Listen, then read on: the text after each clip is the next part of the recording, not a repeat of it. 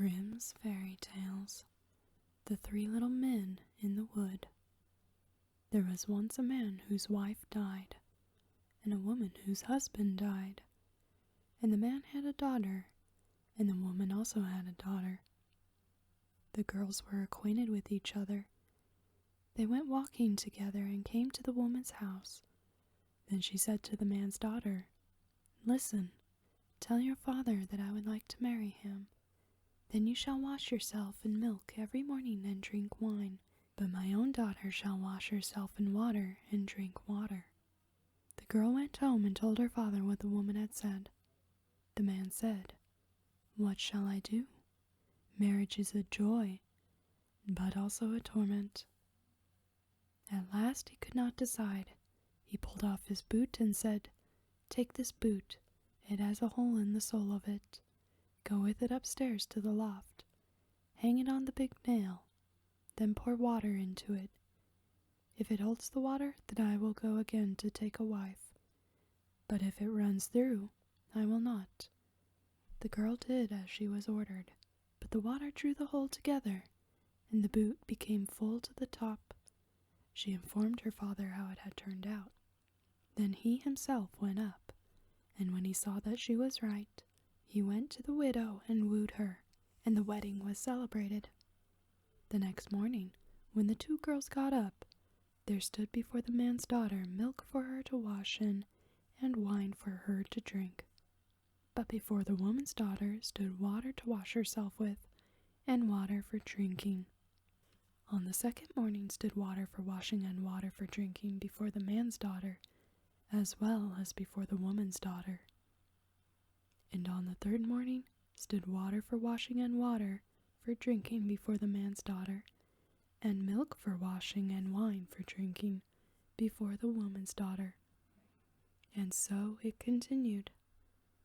The woman became bitterly unkind to the man's daughter, and day by day did her best to treat her still worse. She was envious because the man's daughter was beautiful and lovable, and her own daughter ugly and repulsive. One day in winter, when everything was frozen as hard as a stone, and hill and vale lay covered with snow, the woman made a frock of paper, called the man's daughter, and said, "Here, put on this dress, and go out into the wood, and fetch me a little basket full of strawberries. I have a fancy for some." "Alas," said the girl, "no strawberries grow in winter. The ground is frozen, and besides, the snow has covered everything. And why am I to go out in this paper frock? It is so cold outside that one's very breath freezes. The wind will blow through the frock, and the thorns will tear it off my body." "Will you contradict me again?" said the woman.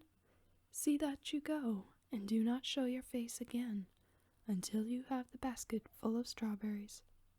Then she gave her a little piece of hard bread and said, "This will last you the day," and thought, "You will die of cold and hunger outside, and will never be seen again by me." Then the girl obeyed, and put on the paper frock, and went out with the basket. Far and wide there was nothing but snow, and not a green blade to be seen. When she got into the wood, she saw a small house out of which peeped 3 little dwarfs. She wished them good day, and knocked modestly at the door. They cried, "Come in," and she entered the room and seated herself on the bench by the stove, where she began to warm herself and eat her breakfast. The dwarf said, "Give us some of it." "Willingly," she said, and divided a bit of her bread in 2, and gave them the half. They asked, "What do you here in the forest in the winter time, in your thin dress?"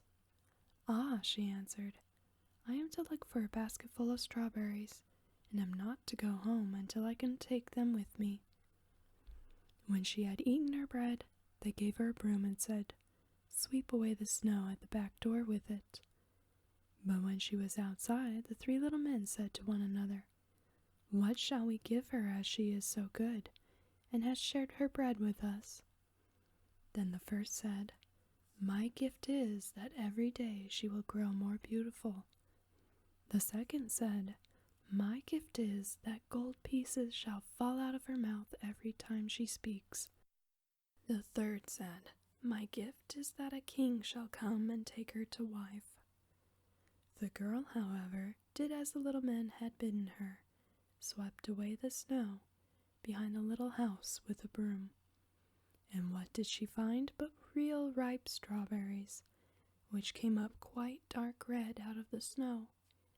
In her joy, she hastily gathered her basketful, thanked the little men, shook hands with each of them, and ran home to take the woman what she had longed for so much. When she went in and said good evening, a piece of gold at once fell out of her mouth. Thereupon she related what had happened to her in the wood, but with every word she spoke, gold pieces fell from her mouth, until very soon the whole room was covered with them. "Now look at her pride," cried the woman's daughter, "to throw about gold in that way." But she was secretly envious of it, and wanted to go into the forest to seek strawberries. Her mother said, "No, my little dear daughter, it is too cold. You might die of cold." However, as her daughter let her have no peace, the mother at last yielded, made her a magnificent dress of fur, which she was obliged to put on, and gave her bread and butter and cake to take with her.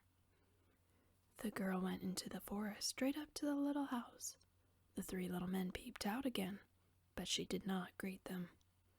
Without looking round at them and without speaking to them, she went awkwardly into the room, seated herself by the stove, and began to eat her bread and butter and cake. "Give us some of it," cried the little men, but she replied, "There is not enough for myself, so how can I give it away to other people?" When she had done eating, they said, "There is a broom for you. Sweep all clean for us outside by the back door." "Sweep for yourself," she answered. "I am not your servant." When she saw that they were not going to give her anything, she went out the door.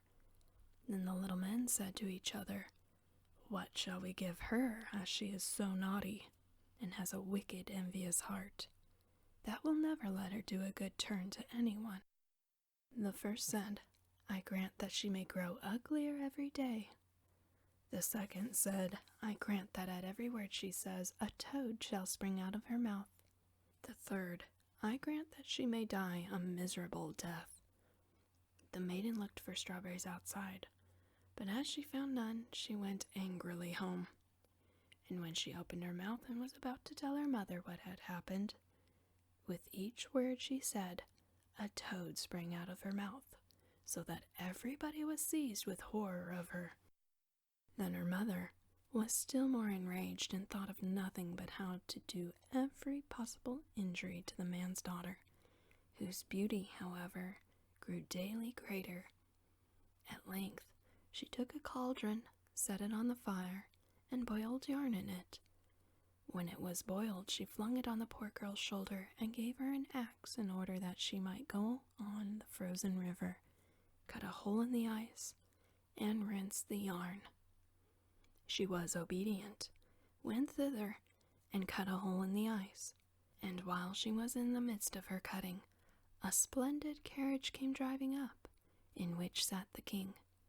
The carriage stopped, and the king asked, "My child, who are you, and what are you doing here?" "I am a poor girl, and I am rinsing yarn." Then the king felt compassion, and when he saw that she was so very beautiful, he said to her, "Will you go away with me?" "Ah, yes, with all my heart," she answered, for she was glad to get away from the mother and sister. So she got into the carriage and drove away with the king, and when they arrived at his palace, the wedding was celebrated with great pomp, as the little men had granted to the maiden. The end.